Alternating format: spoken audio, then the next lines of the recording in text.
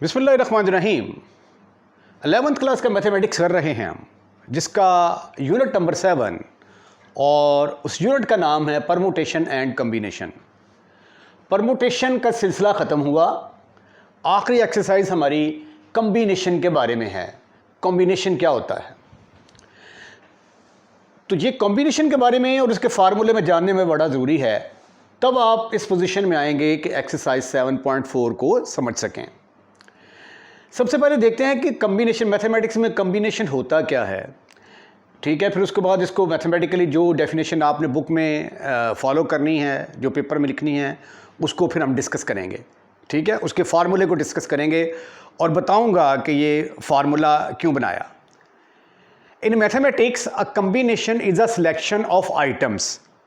ठीक है, मैथमेटिक्स में कम्बिनेशन क्या है, सिलेक्शन का नाम है। Combination is a selection of item. आपने आइटम्स की सिलेक्शन करनी है। मसलन फ़र्ज़ किया कि मेरे पास यहाँ पे एक सेट है जिसके अंदर 4 अल्फ़ाबेट हैं, ABCD। ठीक है, तो मैं इनमें से मुझे 2 अल्फ़ाबेट चाहिए, तो वो 2 अल्फ़ाबेट कौन से हो सकते हैं? A हो सकता है, B हो सकता है, A हो सकता है, C हो सकता है, A हो सकता है, D हो सकता है। ठीक है, तो ये जो मेरे पास एक सेट है, उस सेट में से मैंने अपनी मर्ज़ी के जो हैं वो एलिमेंट जो हैं वो सिलेक्ट करने हैं। तो ये जो सिलेक्शन का नाम है, इसको हम क्या कहते हैं? कॉम्बिनेशन। इसके अंदर ऑर्डर जो है वो मैटर नहीं करता। परमुटेशन में ऑर्डर जो है वो बहुत ज़्यादा मैटर करता था। ठीक है, उसमें जब हम x और y लिखते थे तो ये बराबर नहीं होता था y/x। तरतीब जो है उसमें ऑर्डर जो है उसकी बड़ी अहमियत थी, लेकिन यहाँ पे तरतीब जो है वो आप चेंज कर सकते हैं। ठीक है, आप A भी कह दें या BA कह दें, दोनों का मतलब सेम होगा। आइए अब डेफिनेशन की तरफ चलते हैं। If we have n distinct object and we want to choose R of them. हमारे पास कोई एक सेट है, चलें यही एग्जांपल ले लेते हैं। ये एक सेट है मेरे पास। ठीक है, इस सेट को मैंने ले लिया जी। इसके अंदर एलिमेंट हैं ABCD, ABCD।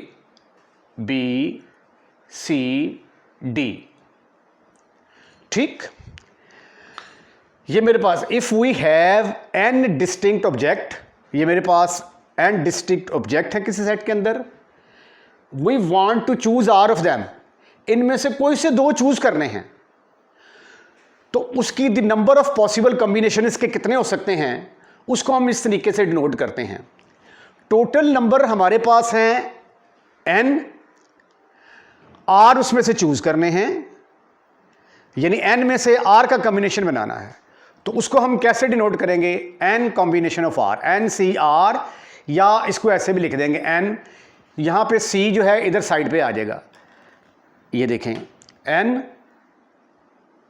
ये C आ गया, C साइड पे, सॉरी, ऐसे करके NCR। ठीक है, ये भी नोटेशन ठीक है, ये भी नोटेशन ठीक है। ये दोनों नोटेशंस आपको देखने में मिलेंगी। मेरा ख्याल है कि कैलकुलेटर पे ये वाली नोटेशन मौजूद है। और ये किसके बराबर होता है? n फैक्टोरियल, यानी ऊपर वाली जो टर्म है उसका फैक्टोरियल, फिर नीचे वाले का फैक्टोरियल, फिर ऊपर वाली में से नीचे वाली को सब्ट्रैक्ट कर दें, नीचे वाले का फैक्टोरियल। ठीक है, ये फार्मूला कैसे बनता है, इसको एक्सप्लेन करने से पहले मैं इस एग्जांपल को डिस्कस करता हूँ। मसलन ये देखें, ये मेरे पास, मैंने कहा कि एक सेट है, इस सेट के अंदर n ऑब्जेक्ट्स, यहाँ पे n किसके बराबर है? n = 4 है। ठीक है, मैं क्या करता हूँ, n डिस्टिंक्ट ऑब्जेक्ट हैं and we want to choose R of them. मसलन इनमें से मैं 2 चूज करना चाहता हूं। ठीक है, तो ये कॉम्बिनेशन कितने बन सकते हैं?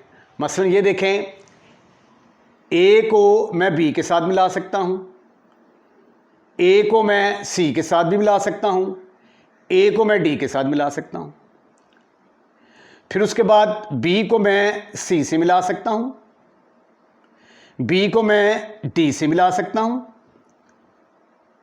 और फिर C को D से मिला सकता हूं।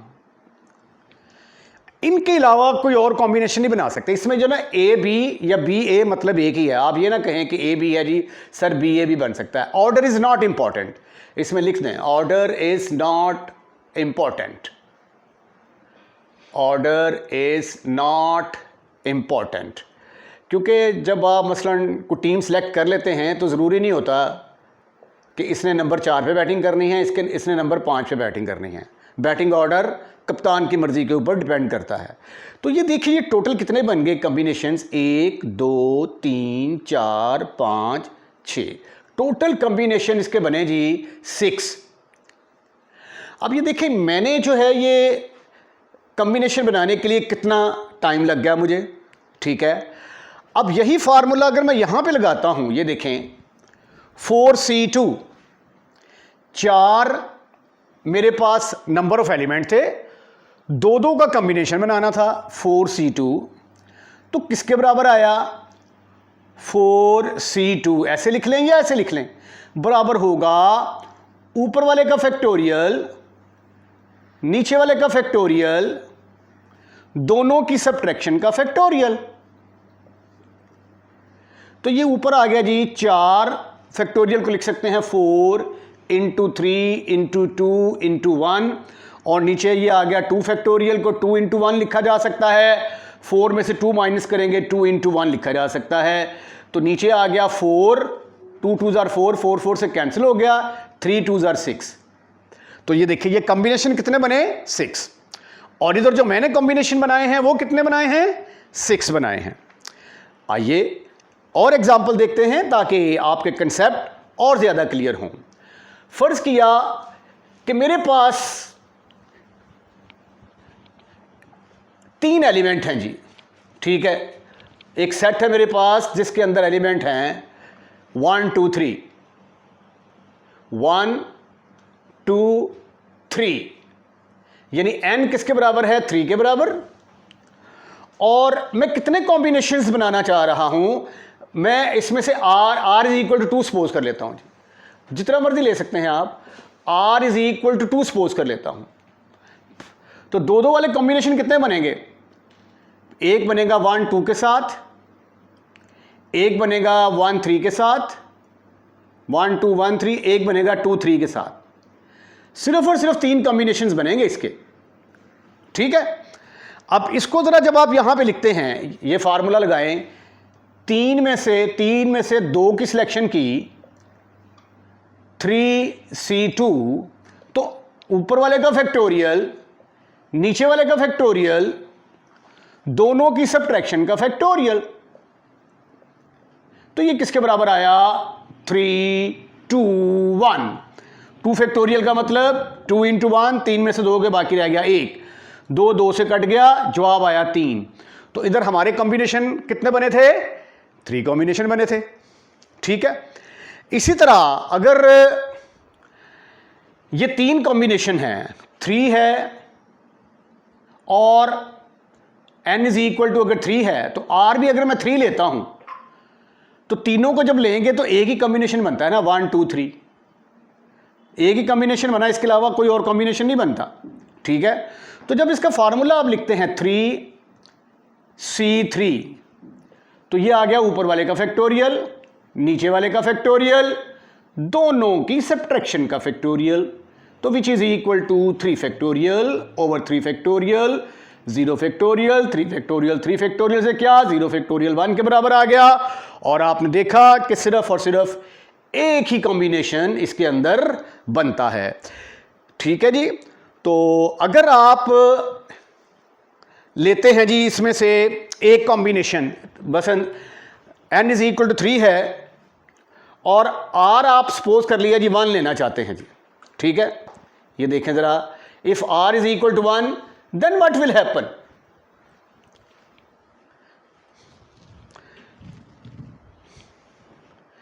This is further equal to, मिट नहीं रहा जरा, अच्छा जी r ले लिया मैंने 1 के बराबर, तो अब एक एक का कॉम्बिनेशन बनाना है, वो 1 भी हो सकता है अकेला, 2 भी ले सकता हूँ, 3 भी ले सकता हूँ। इसको ABC लिख लें ताकि कंफ्यूज ना हो आप। 3 एलिमेंट है A B C, ठीक है, n is equal 3, r is equal 1, तो मैं a को चूज़ कर सकता हूँ, एक एलिमेंट लेना है, एक एलिमेंट अगर लेना है तो वो मैं b भी ले सकता हूँ, c भी ले सकता हूँ। इनकी तादाद आ गई 3। अब फार्मूला क्या है, NCR। NCR का मतलब n हमारे पास 3 है, एक एक का कॉम्बिनेशन बनाना है, तो कितने कॉम्बिनेशन बनेंगे, ऊपर वाले का फैक्टोरियल, नीचे वाले का फैक्टोरियल, दोनों की सब्ट्रैक्शन का फैक्टोरियल, तो ये आ गया 3 फैक्टोरियल ओवर 1 फैक्टोरियल।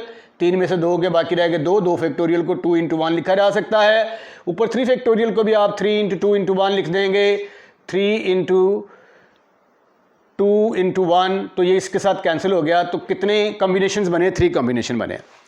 तो ये था कॉम्बिनेशन के बारे में। अब यहाँ पे देखें, अगर n छोटा है, n छोटा है और r भी छोटा है, तो बड़े आराम से मैं कॉम्बिनेशन बना रहा हूँ। अब आपके जहन में ये क्वेश्चन आएगा, सर कॉम्बिनेशन तो हम इस तरीके से बना सकते हैं, तो हमें इस फार्मूले की ज़रूरत क्या है। आइए अब इसका आंसर देखते हैं। अब ये देखें, अगर हमारे पास ये अल्फ़ाबेट हैं ABCDEF so on XYZ, यानी n हमारे पास कितना आ गया, 26 के बराबर, ठीक है। हम 3 का कॉम्बिनेशन बनाना चाहते हैं, r इज़ इक्वल टू 3, ठीक है। अब 3 का कॉम्बिनेशन ABC आ गया जी, फिर ABD आ गया, फिर ABE आ गया। तो ये देखिए, जब आप करना शुरू करेंगे ना तो बहुत ज़्यादा टाइम लग जाएगा और आप ये कॉम्बिनेशंस की तादाद बिल्कुल नहीं बता सकते कि कितने कॉम्बिनेशंस बनेंगे। तो इसलिए जब n ज़्यादा हो जाता है और r ज़्यादा हो जाता है, तो फिर हम ये जो हमारा देसी तरीका है, इस तरीके से हम नंबर ऑफ़ कॉम्बिनेशंस नहीं बता सकते। उसके लिए फिर हमें इस फार्मूले की ज़रूरत पड़ती है। अब ये देखें, अगर फॉर एग्ज़ाम्पल ये 26 है और 3 का कॉम्बिनेशन बनाना है हमने, तो आराम से हम ये फार्मूला लगाएंगे, 26 combination of 3 is equal to 26 का फैक्टोरियल, नीचे आ गया 3 वाले का फैक्टोरियल, 26 में से 26 में से 3 निकाले, 3 का फैक्टोरियल, ये ऊपर आ गया 26, 25 इंटू 24 और 23 फैक्टोरियल पर लॉक लगा दिया मैंने, और इसी तरह 3, 2, 1 और 26 में से 3 के बाकी रह गए 23 फैक्टोरियल, तो ये से कैंसिल हो जाएगा। अब इनको मल्टीप्लाई करना आपके लिए आसान है क्योंकि आपके पास कैलकुलेटर मौजूद है। इसको मल्टीप्लाई करके 6 के साथ डिवाइड कर देंगे तो आपको पता चल जाएगा कि आपके पास नंबर ऑफ़ कॉम्बिनेशंस कितने हैं। तो इसलिए इस फार्मूले की अहमियत से आप कतई तौर पे इनकार नहीं कर सकते। तो दोबारा देखें, कॉम्बिनेशन क्या है, ये सिलेक्शन है।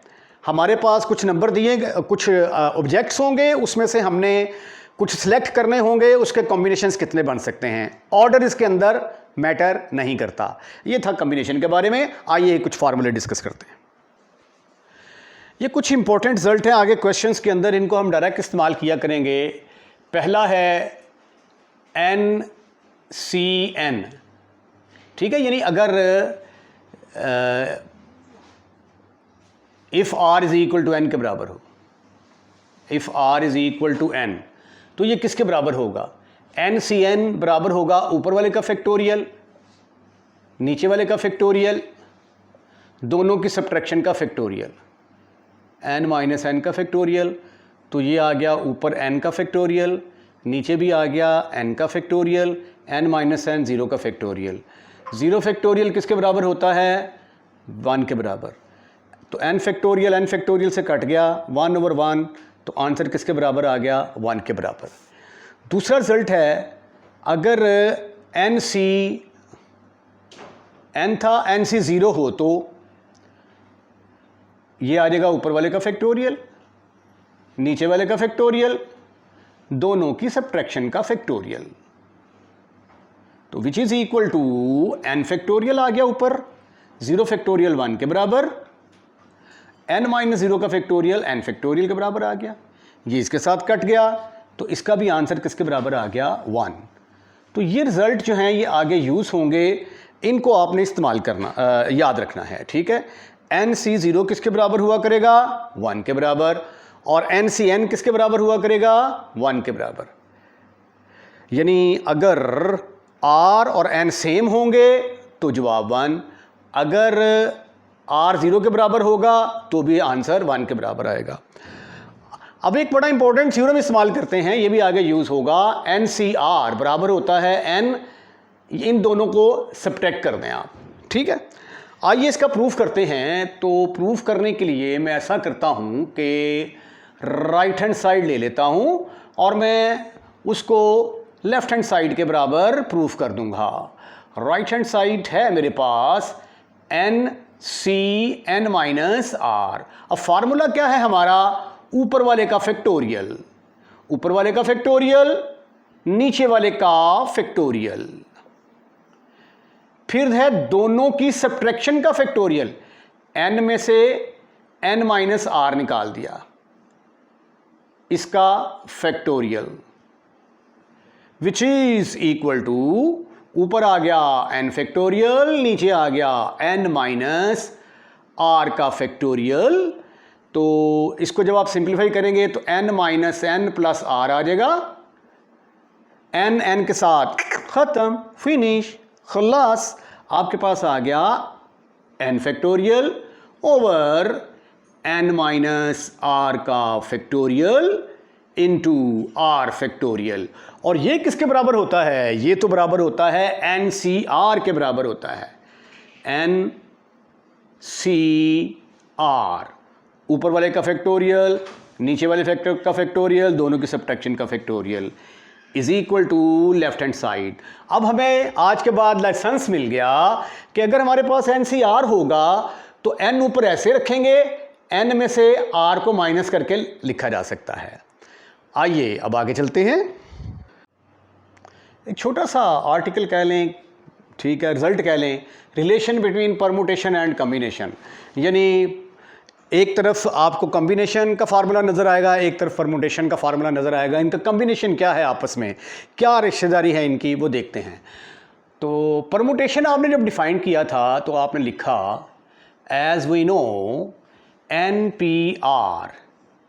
एन पी आर किसके बराबर होता था बच्चों? ऊपर वाले का फैक्टोरियल, फिर ऊपर वाले में से नीचे वाले को माइनस कर दें, उसका फैक्टोरियल। इसको मैंने नंबर 1 कह दिया, ठीक है। और एन सी आर किसके बराबर है? एन सी आर बराबर है ऊपर वाले का फैक्टोरियल डिवाइडेड बाई नीचे वाले का फैक्टोरियल इनटू दोनों की सब्ट्रैक्शन, यानी ऊपर वाले में से नीचे वाला माइनस करना है का फैक्टोरियल। इसको मैंने कह दिया कि ये नंबर 2 है, ठीक है। अब नंबर 2 को आर फैक्टोरियल के साथ मल्टीप्लाई कर दें, या ये जो आर फैक्टोरियल है इसको उठाकर आप लेफ्ट हैंड साइड पे ले आएँ, ठीक है। जब ये लेफ्ट हैंड साइड पे आएगा तो इधर आके ये बनेगा R factorial into N C R is equal to N factorial over N minus R का फैक्टोरियल, ठीक है। अब नंबर 1 देखें वो क्या चीज़ है, एन फैक्टोरियल ओवर एन मनफी आर का फैक्टोरियल। तो ये किसके बराबर है? एन पी आर के बराबर। तो यहां पे आप लिखेंगे यूजिंग 1, तो ये आ जाएगा आर फैक्टोरियल को एन सी आर से मल्टीप्लाई कर दिया जाए तो क्या बन जाता है? एन पी आर, ठीक है। यहां पे आप लिख सकते हैं मल्टीप्लाई